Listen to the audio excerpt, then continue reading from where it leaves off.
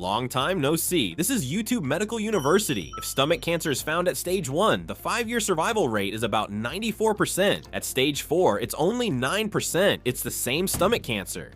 The same type of cancer in the same organ, and yet the survival rate differs tenfold. This difference is determined by just one action. When did you get tested? Hello, this is Dr. Mandeline from YouTube Medical University. Today's topic is stomach cancer, along with Helicobacter pylori and gastroscopy, which are commonly discussed together. If you watch today's video, you'll learn what symptoms stomach cancer has, whether you should eradicate Helicobacter pylori and when to do it, how it spreads, and if you can get infected again, and also whether gastroscopy or barium is better. Should you have it done through the throat or the nose? How can you do it under sedation or while sleeping? Is it okay to eat breakfast beforehand? This video will answer all of those questions. And in the third part about Helicobacter pylori, I'll also share some surprising facts like, wait, are those symptoms also caused by Helicobacter pylori? And in the fourth part, I'll talk about which is actually better, a gastroscopy or a barium test. For those who think a gastroscopy is tough, it might actually be easier than you think. I'll be sharing that as well, so please listen until the end.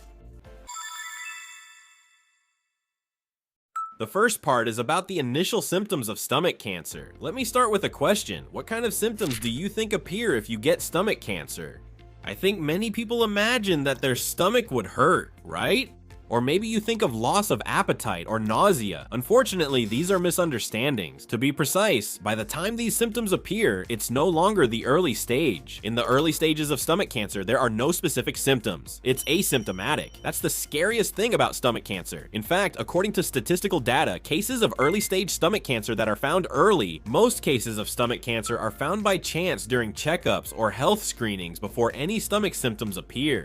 Actually, I also perform endoscopies during checkups, and when I diagnose stomach cancer and talk to patients, they often say, "Doctor, I don't have any symptoms. Is it really cancer?" That's the reality of stomach cancer. However, it's not that there are absolutely no symptoms. There can be vague signs of discomfort, such as the following initial symptoms. Sometimes these symptoms appear when the cancer is still in its early stages, so please make a note of or remember the symptoms I'm about to introduce as useful knowledge. The first one is a feeling of discomfort or pain in the pit of the stomach. It's not exactly pain. Some describe it as a vague, uneasy feeling. Another symptom is heaviness or fullness in the stomach. You may notice slower digestion, frequent indigestion, or a lingering sense that food stays in your stomach. The third symptom is a subtle loss of appetite. You might feel hungry, but for some reason you just don't feel like eating. The fourth symptom is heartburn.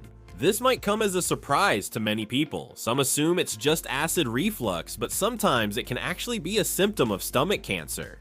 The fifth symptom is unexplained weight loss. By the time this symptom appears, the condition has often progressed in many people. For example, if you've lost 3 to 5 kilograms over 6 months without dieting, that's the kind of situation I'm talking about. I think many of you may have felt that some of these symptoms apply to you. There's one important thing I want to tell you.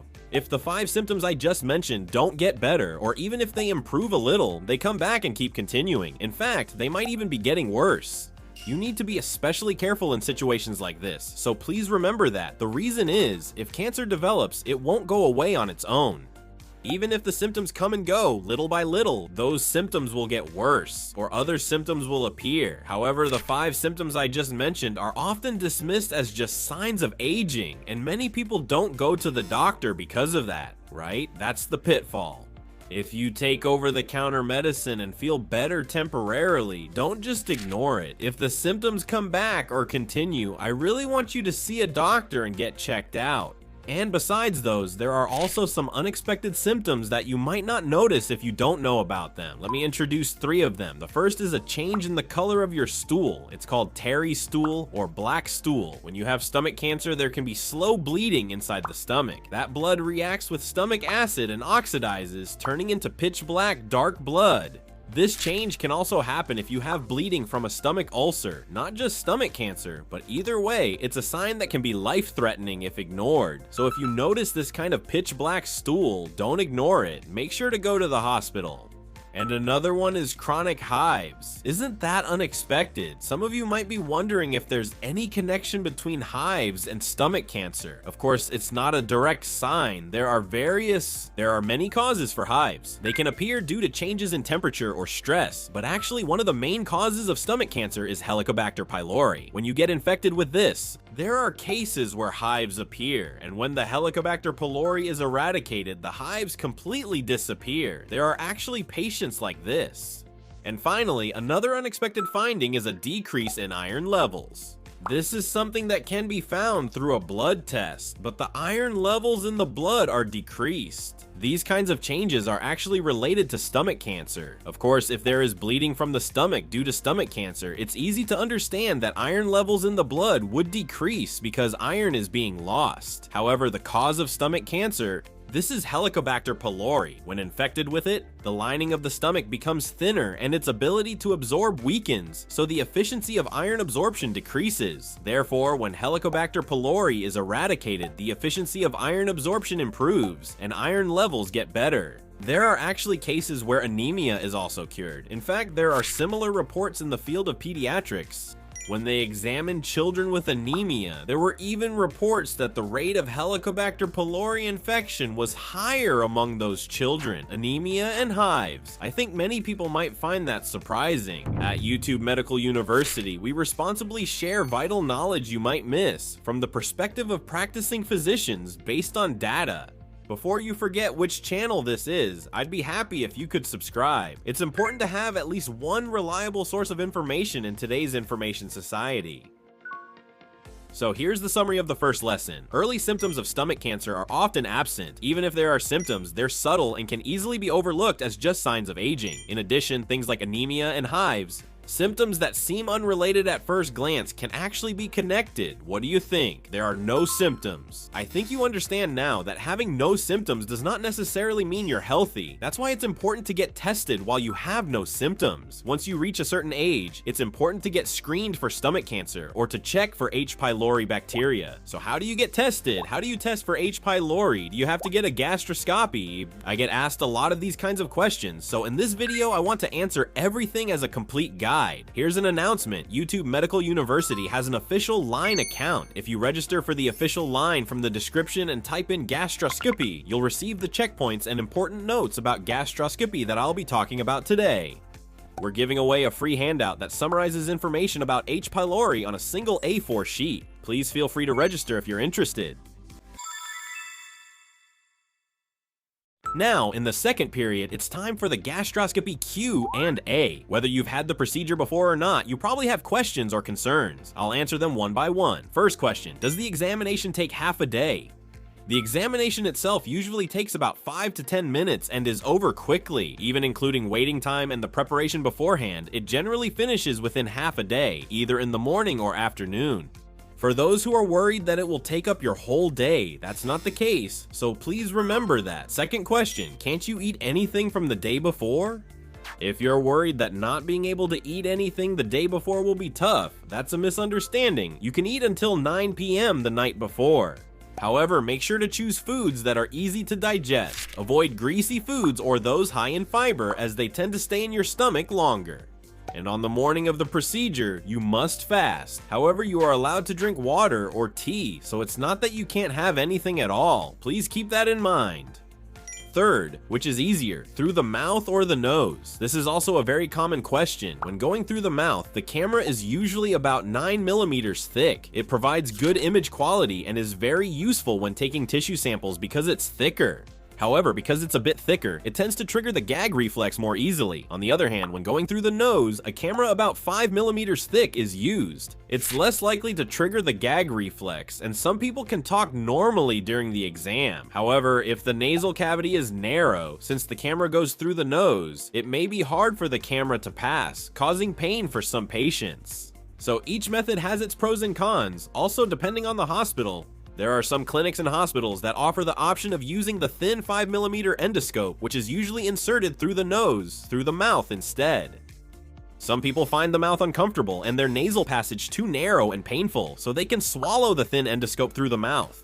There are methods like this, so when you get an examination, I think it's a good idea to check if these options are available. Not many people know about this, right? That's why I always recommend the nasal route for people who have a strong gag reflex, and for those who tried the nasal route and found it very painful, I often suggest using the thin endoscope through the mouth. Of course, if a detailed examination or a biopsy is needed, a thicker endoscope will be chosen, so it really depends on the case. Fourth, should you use a sedative? I also recommend examinations with sedatives. If you use a sedative, the examination will be over before you even realize it while you're dozing off, so the discomfort is almost zero. The overwhelming majority of people say the examination was finished while they were asleep. When it comes to gastroscopy, for those who had a really hard time when they had it done in the past and never want to go through it again, there is the option of using a sedative, so please remember that. If there is a downside, it's that after the examination, you need to rest for about 30 minutes to an hour. The examination time will be longer. You won't be able to drive a car for a day after the examination. Therefore, for people who are busy with work or those who can't be without their car, using a sedative can be difficult. Also, of course, sedatives are still medications, so there are risks such as allergies. One thing to note is that for people who drink a lot of alcohol, sedatives may not work as well. Even if you choose to use a sedative, it might not be effective, and you could end up having the procedure while you're still awake. I just wanted to mention that as something to be aware of. Can I eat right after the examination? This is another question I get asked quite often, but regarding meals after the examination, please follow the rules of the hospital or clinic. Generally, you can drink fluids 1 hour after the examination. If you have no problems with fluids, in most cases, you can have a light meal 1 hour after the exam as well. However, if tissue was taken during the examination, this may not apply, and if you used a sedative, you should wait until you are fully awake and then wait another hour before eating, so the time until you can eat may be longer. Please keep these things in mind. Sixth, how often should I have this done? After having it once, when should I have it again? A lot of people are unsure about this, but in the end, you should follow the instructions of the doctor who performed your examination. As a general guideline, if you've never had Helicobacter pylori and you don't have any particular stomach issues, once every 2 years is a clear standard. For those who have had H. pylori or have been treated to eradicate it, people like this, compared to those who have never had H. pylori, there is still a risk of stomach cancer, so I recommend having an endoscopy once a year, especially for the first 5 years after eradicating H. pylori. I ask that you get an endoscopy every year without fail. And depending on the condition of the gastritis caused by H. pylori, the frequency may be adjusted to once every 6 months. For example, this is a highly individualized area, but please remember that as a general rule, once a year or once every 2 years is the standard. Seventh, who should undergo this? According to the national guidelines, it is recommended that once you are over 50 years old, you should have a stomach cancer screening every 2 years. You can choose either an endoscopy or a barium test. In some municipalities, you can get screened starting at age 40. However, if any of the following apply to you, it is recommended to get tested early regardless of your age. Those with a family history of Helicobacter pylori infection, those who have a family member with stomach cancer, or those who have chronic stomach problems. How was it? I answered 7 common questions about stomach cancer. Please be sure to save this video and review it when you're considering a gastroscopy. I think you'll understand everything clearly. And I'd be happy if you realize that there are various options for gastroscopy, and maybe it's not as tough as you thought. And next is the third period. It's about Helicobacter pylori. Most stomach cancers are actually caused by Helicobacter pylori. However, there are actually a lot of misconceptions about it. Some believe eliminating the bacteria makes them safe, but this misconception is risky, so I've provided an explanation. Helicobacter pylori, more accurately known as Helicobacter pylori, is a bacterium that lives in the stomach and causes small inflammations, like little fires, inside the stomach. The stomach lining gradually becomes thinner and thinner. This is the kind of change that Helicobacter pylori causes, and this bacterium is deeply involved in the development of stomach cancer. And in the third period, I will answer these questions one by one. First, does Helicobacter pylori always get transmitted from parents? My parents tested positive for Helicobacter pylori. I often get asked, am I infected too? The main route of Helicobacter pylori infection is actually within the family during childhood. It is said that infection from family members usually occurs by around the age of 5. In most cases, it is transmitted through shared dishes or by mouth-to-mouth feeding. Statistically speaking, if both parents are positive for Helicobacter pylori, the probability of transmission to their child is about 40%. On the other hand, if neither parent is infected, it is said that the chance of the child getting Helicobacter pylori is about 3%. That's why checking whether parents are infected with Helicobacter pylori can be considered a gift to the next generation. So to answer the question at the beginning, if the parents are infected with Helicobacter pylori, there is a relatively high chance that their child is also infected. Second, is it possible to get infected again even after eradication? If you just get infected again, what's the point of eradication? That's why some people hesitate to get the treatment. However, please don't worry. In Japan, after eradicating Helicobacter pylori, the chance of getting infected again is extremely low, less than 1% per year. In the past, people could get infected from well water and such, but with Japan's modern sanitary conditions, it's very unlikely to get infected now. There is one thing to be careful about. Even without reinfection when you test for Helicobacter pylori. Sometimes, even if the bacteria are still present, the test incorrectly shows a negative result, suggesting Helicobacter pylori is absent. That's why, to determine if the bacteria have been eradicated, you need to wait for a while after the treatment before taking the test. As a guideline, it's said that it's important to wait at least 2 months. So after receiving treatment to eradicate Helicobacter pylori, you might want to check right away if it's been eradicated, but you should hold back that urge and follow your doctor's instructions, waiting for a while before getting tested. Third, is it possible for the bacteria to be eradicated naturally if you just leave it alone? Is there any chance that Helicobacter pylori will go away on its own?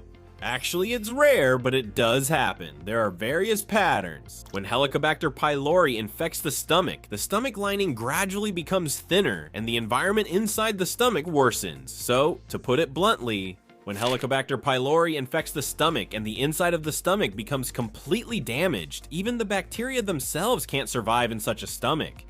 It's like the house has burned down completely in a fire, so no one can live there anymore. When it gets to this point, the risk of stomach cancer is quite high, and since the stomach lining has been severely damaged, even if you eat food, your stomach becomes less able to digest and absorb food. That's why it's important to eliminate the bacteria as early as possible. Also, as another pattern where Helicobacter pylori disappears naturally, there are times when you take antibiotics for another illness. And when you take those antibiotics, Helicobacter pylori can also be naturally eliminated. So the mysterious phenomenon of Helicobacter pylori disappearing naturally can actually happen in real clinical practice.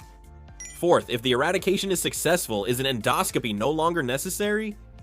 Doctor, I've already eradicated Helicobacter pylori. Do I still need an endoscopy? I get asked this sometimes. To get straight to the point, just because you've eradicated it doesn't mean your risk of stomach cancer has dropped to 0. That's not the case. Of course, people who have eradicated Helicobacter pylori compared to those who haven't, according to large-scale studies, clearly the risk of stomach cancer decreases by about 58%.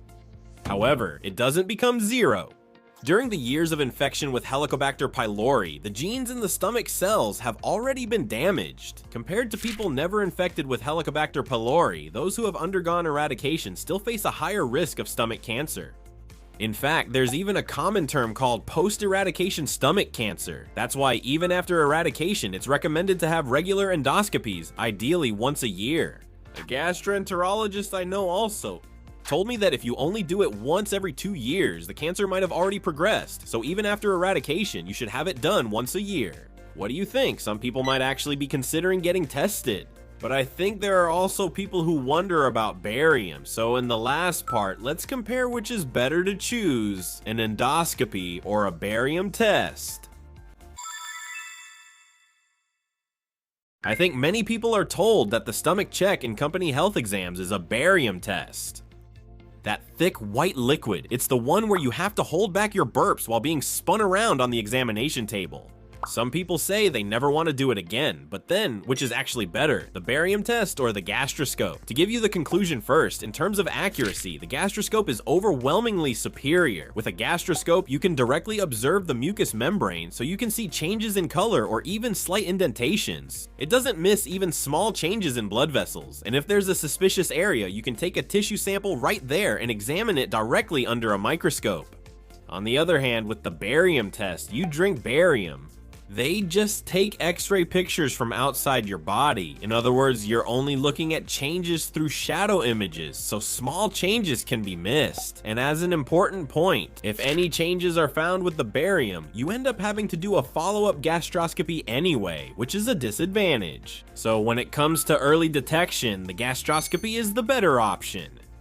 However, that doesn't mean barium tests are useless at all. They're 100 times better than not getting tested at all. If you're afraid of gastroscopy and haven't had one for years, it's important to get a barium test instead, so I want to make sure to mention that here. Second point, is the radiation exposure from barium tests safe? Yes, it's safe. The amount of radiation exposure from a barium test it's about the same as a chest x-ray. It's the amount of radiation you get from taking a few x-ray pictures. Having this test once a year won't be a problem, so you don't need to worry too much about it. Third, what should I do if drinking barium is difficult? I understand, there are quite a few people who aren't good with it. It's hard to find a perfect solution for this, but the key point is to drink it little by little instead of all at once. And if you find it difficult to rotate on the examination table, please let the technician know beforehand. Also, after the test, try to drink as much water as possible. It's important to get the barium out of your body as soon as possible. If both the endoscopy and the barium test were tough for you and you're wondering what to do, please refer back to the second point I mentioned earlier. Personally, I recommend looking for a facility where you can have an endoscopy done with sedation.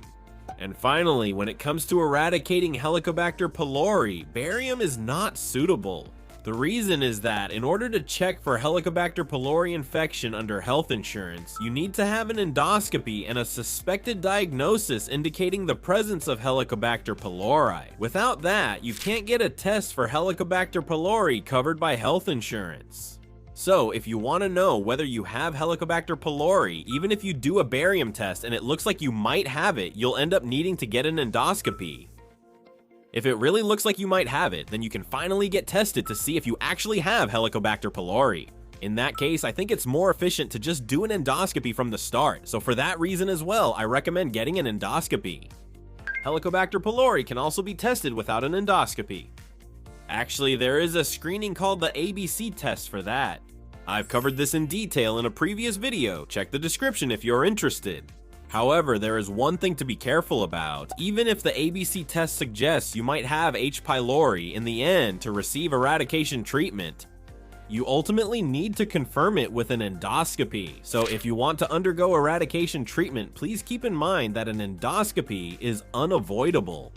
Here are the key points from today's lesson. If stomach cancer is detected early, the 5-year survival rate at stage 1 is 94%. There are often no initial symptoms, so testing is important. If you use a sedative, an endoscopy is almost painless. Eradicating Helicobacter pylori is important, but even after eradication, you should have an endoscopy once a year. Endoscopy is more accurate than a barium swallow for early detection. What did you think? If you found something interesting, or if you have more questions like, what about this situation? Please let me know in the comments. I will reply to all comments. And if you found this video interesting, hitting the like button will motivate me to make more videos. Before you forget which video this is, please subscribe to the channel. If you know anyone considering a gastroscopy, feel free to share this video with them.